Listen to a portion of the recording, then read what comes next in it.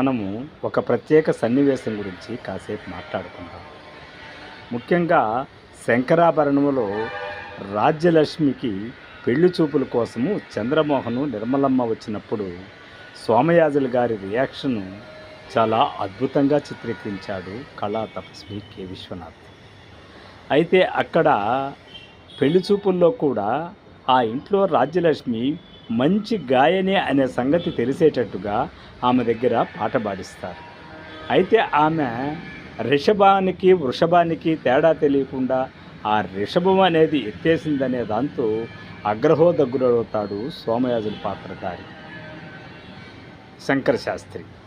అయితే అప్పుడు ఊరిక ఉండకుండా చంద్రమోహన్ గారు కూడా సంగీతంలో నాకు ప్రవేశం ఉందన్నట్టు హిందోళం సార్, అది చక్రవాకం సార్, అది ఇది అంటాడు. నీకు సంగీతం